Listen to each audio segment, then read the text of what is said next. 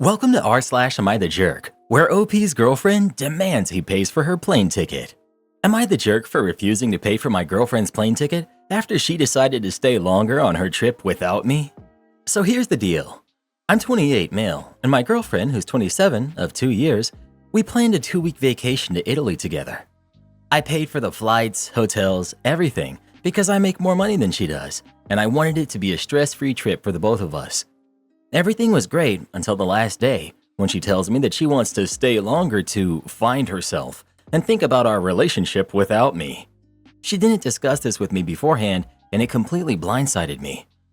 I was hurt, and I told her that if she feels that she needs time alone, then she should also be independent financially during this extension of her trip. I said I wouldn't be paying for her new return ticket whenever she decides to come back. Now she's upset, calling me unsupportive and selfish, and some of our friends are saying I'm being a jerk because I left her stranded in a foreign country without financial help. So Reddit, am I the jerk for refusing to pay for her new plane ticket home after she chose to extend her trip without a heads up? Update. Thank you for everyone who responded, especially those who gave me some outside verification that I'm probably not being the jerk. I don't feel comfortable saying that I'm completely blameless here because you're only getting one side of the story, and I need to take responsibility for my part in this whole thing as it is. But I guess I never realized how good my girlfriend was at making me feel like unreasonable crap was normal and rational, and that I was the crazy one. So here's the update. We're both back in America now, and she's packing her stuff to go stay with her family for a bit until she can find a new place. Soon after I posted, it was time to go to the airport, so I did, without her. I'm one of those people who arrives really early because I never think I'll get to the gate on time, because everything that could go wrong probably will. I didn't want to push it. I was there for about an hour by myself, mulling things over and talking to my mom. I looked at a couple responses to this post, but I didn't trust that I wouldn't lose it if I started responding, and I definitely didn't want to burst into tears while I was in the airport. As I was talking to my mom, my girlfriend showed up. I thought that she thought I was bluffing, but had a rude awakening when the hotel staff kicked her out of the room because I had only paid for that day. I took no small amount of satisfaction in this. She'd been so concerned about the plane ticket that she didn't even stop to think about where she was going to stay. As many of you guessed, she met someone while we were in Italy. She was quick to tell me that it was just a physical attraction and that they hadn't done anything, but she had gotten his contact info and was going to see if it would go anywhere. I guess that's what I get for not feeling well and wanting to stay in one night while she went out to explore. Obviously, I told her things were over between us.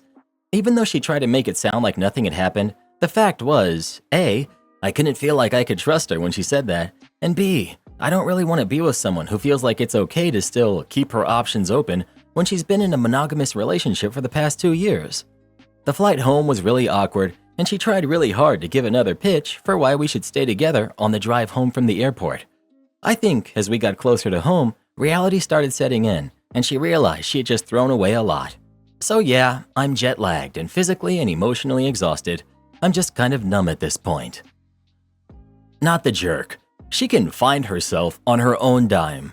She was upset, calling you unsupportive and selfish. You were supportive and unselfish. You didn't complain or become difficult.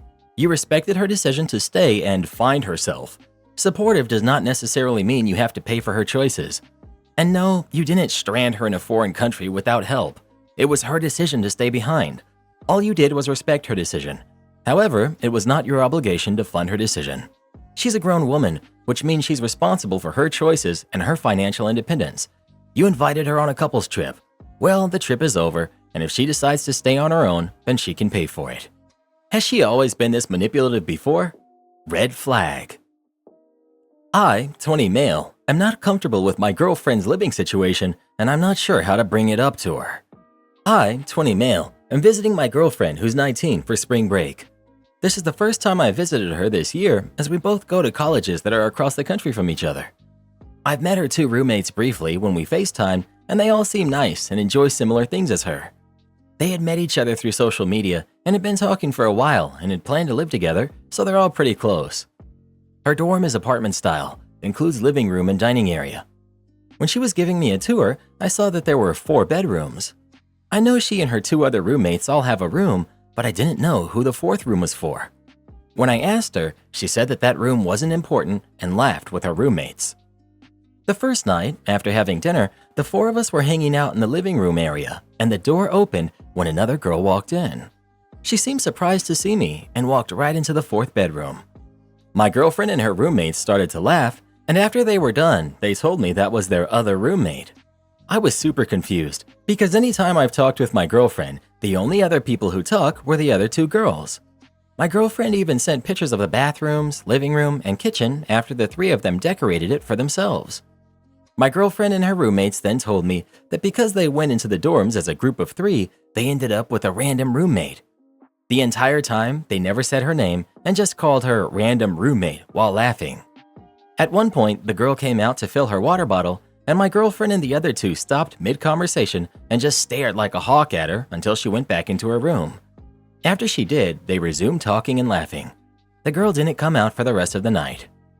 Before we went to bed, I asked my girlfriend more about her other roommate and why they all act like that. At first she was confused, but then said that the girl is really nice, she's just not like them. She said that in the beginning of the year, the girl was really talkative towards them and friendly, but the other two girls did some stuff and now she just goes to her room all the time. She said that she says hi to her sometimes when she's getting ready for class, but that's it. She said that she was just different from them, and not all roommates have to get along. I asked if she knew I was coming and staying for a week, and she said no, but she'd be fine with it. The past 3 days I've been here, I've noticed that while my girlfriend and her roommates all hang out in the living room, the other girl stays in her room and only comes out when she leaves.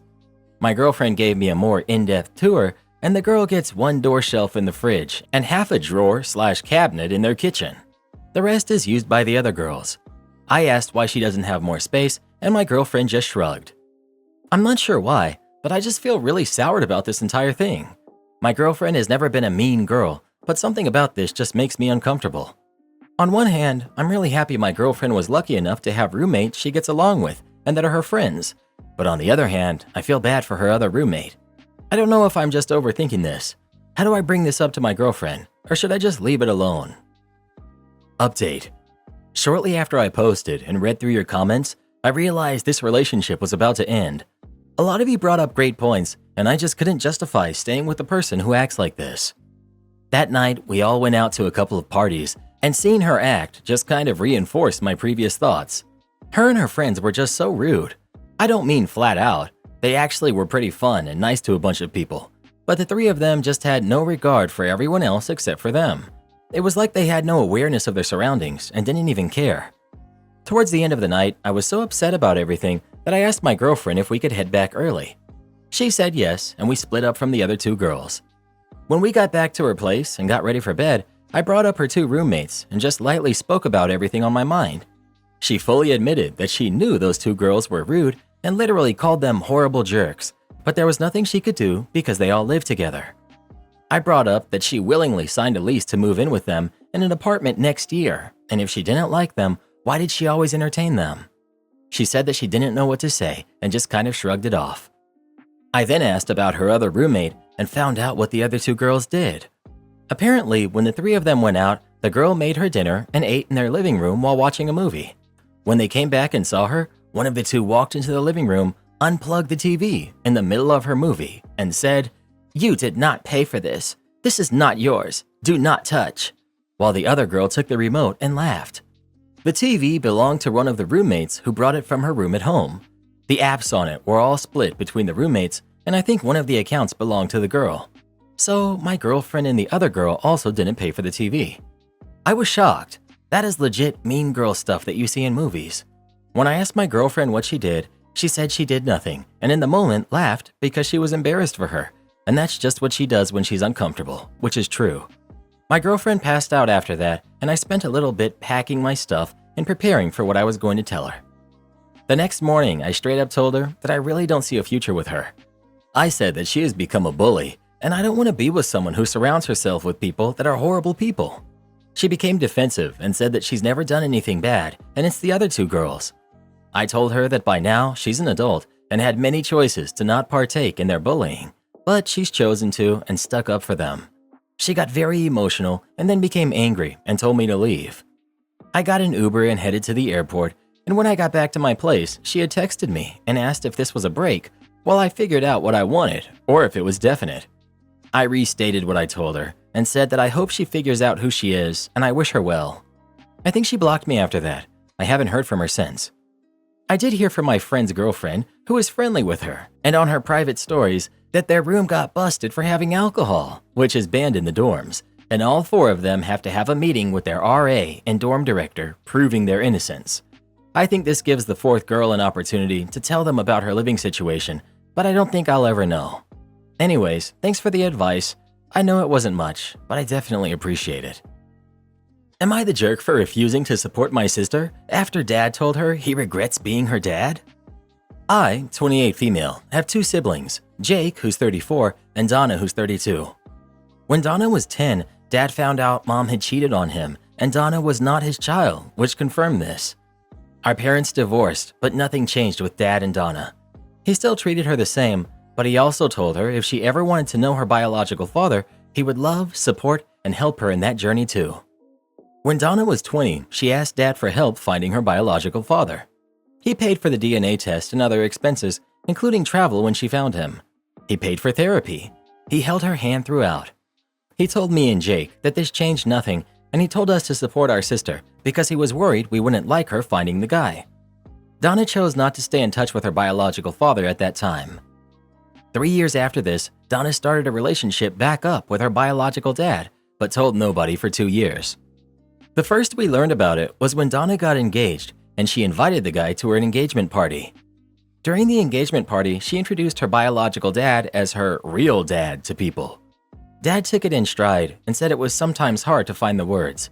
Donna asked dad if he would pay for her biological father's hotel room for an extra night because he could only afford that one night, and she wanted to see him a little longer, and dad did this for her.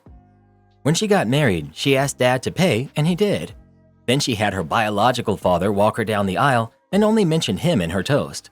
Dad was so heartbroken. She also refused to take a photo with just dad and us without her real dad in it. Then she got mad that dad asked for it. She called him out for it after the wedding. Then 2 years ago, she refused to take part in dad's 60th birthday because it wasn't fair to her real dad. She also announced that she was expecting a baby and didn't want to confuse her kid about who their real grandpa was. So she wasn't going to pretend dad was her dad any longer. She also announced her real dad had adopted her, so she was no longer legally dad's kid anyway. She didn't try to include dad in her baby's life at all. But now her real dad has let her down, and she went crying back to dad and said she wanted him to be in her life again. She wanted him to reassure her that nothing was wrong, etc., and dad refused.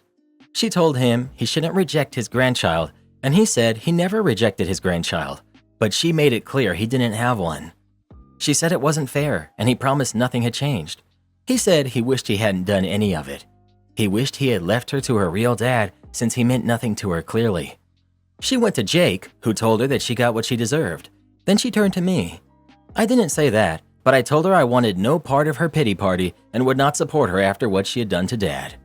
She told me we had always been close, and it was so cold and cruel to reject supporting her when she needs it the most. Am I the jerk? Not the jerk. You should send her this post so she can see just how royally she is messed up. If she was 16 to 21, I may have given her a pass, but she's a grown woman who chose to stomp all over the heart of the one man who has stood by her throughout this whole mess your mother created. Not the jerk. She got what she deserved, and I don't know what people say, but I hope she feels the emotional pain she caused to you and your family. I really feel for your dad, and I can't imagine how hurt he must be after raising her like his own kid despite knowing that she wasn't his. Your sister not only betrayed your father in favor of her biological father, she milked him for money first. She is a despicable person. She probably expects an inheritance when your father passes too. Not the jerk. Am I the jerk for telling my friend to take her kids and leave? I, 27 female, have known my best friend, let's call her Stella, since we were teenagers. She got married at 23, and by all accounts, marriage is great. Her husband is a great guy, and they now have 2 kids, who are 2 and 6 months old. Been a part of their lives, babysat for them on multiple occasions, and love them all dearly. Fast forward to 2 nights ago, had a bunch of people over for dinner. My fiance and I just moved into a new apartment, and we plan to get married at the end of the year, and we both mutually agreed from the start that we don't want kids. Not that we're against them for others, it's just our choice and isn't what we want. Stella insisted on bringing both of her kids for dinner, even though there was going to be alcohol and adult chatting going on. I cautioned against it, but since they couldn't get a sitter, I folded and said they could hang out in the spare bedroom. Evening was going well until it basically became a babysitting party. Need to keep the music and chatter down so her kids could sleep, being insensitive to them, etc. Having to Uber Eats kid-friendly food so they didn't go hungry. I snapped when her 2-year-old spilled dip all over our new rug, and this is where I might be the jerk. Kinda ruined the whole vibe, but it had just felt like enough was enough. She started out with the whole, "You could never understand because you don't have kids." And I reminded her that it's mine and my partner's choice to not have kids. Doesn't mean I have to deal with it and pay to get the rug cleaned ourselves because she's insisting she shouldn't have to chip in. A few people chimed in though to say that they're just kids and it's not their fault. But I'm now paying dry cleaning for a rug and the whole group is really divided.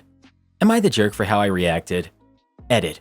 Just to update, the Uber Eats I paid for was a few kid-friendly items like pasta and fruits, which I was happy to pay for. It wasn't until the rug and dip spill that I felt like losing my cool. I know I could have reacted better, but it honestly felt like too much. My mom stole $8,000 from me and opened credit cards in my name, plus updates. I haven't talked to my mom for a little over 1 year now, but this is the story of my mom's lies. Growing up, my mom was always in and out of jail for stealing. Last time she was arrested was in 2015. I was 19 at that time. She always said she stole to provide for our family, but we never lived in a stable home. She would just blow money on expensive gifts and tell us we aren't poor, we have this, how many poor kids have this, as we lived from hotel to hotel. Growing up, I became the financially responsible kid. I worked multiple jobs, got good grades, and did community service. I was able to save up $8,500 for college with multiple scholarships. During my hard work in high school, I also helped my mom with bills and paying for whatever she needed help with. When I left for college, she was arrested again and had to be dropped off states away by my aunt for my first day of college. I asked my mom for my college money, and she said she would transfer the money when she got out. When she got out, it all magically disappeared. She blamed my dead grandmother for stealing my money. In 2019, I discovered multiple credit cards and an apartment laid on bills that were opened in my name. I cried to my mom about all these issues, and she comforted me and asked for more money. I gave her more money. I graduated with my BA and went to grad school. I was able to be in grad school for 1 year with my savings before I needed to take Grad Plus loans out. I applied but was denied due to all of the negative items on my credit score. My mom told me to just pay it off. I didn't. I dropped out instead. I was devastated, but I wasn't going to pay for other people's fun ride. I called all the credit companies and got the address for all the credit cards. It was my mom's address. When confronted, she broke down saying it was my grandmother and how dare I blame her for this. She demanded an apology and didn't speak to me for a week. My grandmother passed before all of the credit cards were open. I filed a police report against my mother. She doesn't know yet, but when she finds out, I'm sure I will receive the best kind of text message. We stopped talking for another reason. Edit for all the comments. I have not spoken to my mother for a year, almost 2 years now. She's been blocked on everything. The reason we don't talk is on a previous post I made about how happy I am my boyfriend ruined my relationship with her. To the comments asking about why I kept giving her money, it was hard. It was either help with the bills or have no electricity, water, gas, or roof over mine and my brother's head. I didn't want to be homeless again, and I didn't want my brother to suffer either. I felt like I needed to help my family because for so long I had the mentality that blood was thicker than water. I also now know that it isn't my responsibility. I was just young, and I thought I was doing the best I could to provide for my family from the ages of 16 to 23. I'm 26 now. Credit stuff. I've gotten a good amount taken off. Only 2 cards and 1 bill are on my credit score. Thank you for all of your support and kindness. Edit 2. I am a ball of rage. I had recently unfreezed my credit card account to apply for care credit to get an emergency surgery done. Not even 2 months of unfreezing my credit, my mom applied for a new credit card in my name. I'm done. I always had a piece in me that didn't want to press charges or push for it because it was rough times in our lives, and I knew she was struggling to raise us. But now I see no excuse other than she just doesn't want the responsibility of living within her means. It's been 2 to 3 years of no contact. I would like to say forget you to Chase Bank. The card was being opened with them, and when I called to let them know it wasn't me, they told me they will see if they can close the account, but need a police report first. I asked for the address to confirm it was my mom. They kept denying my request for the address. I only got it confirmed after I told the operator if I guessed the darn address, would you just give me a yes or no? He agreed, and it was my mom's address. I'm away for surgery for a while, but when I get back home, I'm going to the police and requesting to speak with a prosecutor. I'm done. I'm hurt and done. I did my best to raise my credit score to where it is now. I did my best to work multiple jobs to help with the bills. I did my best to be her emotional support, no matter how bad she treated me. I feel like this next step will be cutting this one string I left connected to her out of sympathy, and of course, it led to me being taken advantage of again. I hope to give an update on if the courts will be on my side. Edit. I'm sadly states away for this surgery, which is why I'm waiting till the surgery is over and I'm back home recovering. I don't know if I can file this police report in the state I am in, and it still be effective in the state I live in. I know jurisdiction can be a problem. Edit 2. Thank you for the advice. I'll be pressing charges right away. My boyfriend is an attorney, but doesn't work in the public area. I do have friends from my law school days that actually work in our country's prosecutor office, so I may reach out to them for some advice. They just passed the bar and are slowly getting into the routine. I also don't like to bring this up much to passive friends because it's just so embarrassing. My mom and I haven't spoken in almost 2 to 3 years. It feels so long ago, I really don't know the timeline. Questions: why haven't I pushed for charges before, and why do I keep letting this happen? I really don't know if many will understand, but I've been conditioned to fear my mom. From a young age, she would punish me for not acting, speaking, or thinking a certain way. If she thought I had a negative thought about her, I was punished. I had to beg and cry and comfort her that it wasn't true. After it was over, I would have to hold my mom and comfort her through the tears. The fear has also been real, even after cutting contact. It has stopped thankfully, but I've been afraid that if I make this move, it will start again. What do I mean? She threatened to get my boyfriend and friends expelled from law school if they kept associating with me. We had to call the school and have a talk about my mom. She then threatened to report me to the IRS for tax fraud, but I always paid my taxes. She sent messages to my workplace. When I was a kid, I'd be in the back seat as she drove past people's houses whom she hated over and over to see what they were doing. That fear that she could find where I live and do this made my stomach turn. I was afraid to push for these charges in the past because I wanted to leave it behind and continue the peace I was living. She stopped, I removed all those nasty things on my credit, and I was happy. Until now. I know it will never stop. After 4 years of not opening anything in my name, she went back to it. So I'm putting my foot down and taking this step. I understand I should have pushed more earlier. I was scared and naive, but I'm gonna stop it today. Last update until I get back home. I called my local police department back home, saying I have an update for the identity theft report I reported in 2021. They transferred me over to the detective office and said I would need to come in to make another report. I told them I'm currently waiting to finish a surgical procedure and will not be back home for a few days. They said it was fine. So at this time, I will not be able to make the report until I get back home. But I'm also happy because they said I can talk to the detective when I come in to file the other report. So I hope to be making a part 4 by the end of next month with some good news. Update 3. Well, it's been a mix of emotions the past few days. My surgery went well and my recovery should be complete by next week. I feel really good. 2. I got cancer. Didn't expect this one. Skin cancer, which is super easy to treat and to prevent if I keep up with the doctor appointments. I got this weird wart removed. Got a call right before I go into surgery saying it was cancer and I would need to come in for some more testing and body check. I would like to thank my mom for having me in tanning beds at 13. She said I was super pale and I believed her. She also didn't want people to think we didn't travel for spring break, so all spring break I would be in a tanning bed to look like we traveled. Wear sunscreen, kids. 3. I got a puppy. 4. I went to the police today and filed a report. Spoke to a detective too. I gave them all of mine and my mother's information. They asked if I would like to press criminal charges, and I said yes. They're going to call the credit card company to pull the report, and if Chase Bank gives them the report without a subpoena, then we will have an easy charge and closing of the case. If Chase Bank wants a subpoena, then it will take longer to close this. I'm super happy I finally did this and to hear that they may actually have charges to press against her. So once I have more of an update, I'll post again, but it looks like I may be a couple of months before we get somewhere. Also, I did talk with my brother. He knows and is aware of the situation.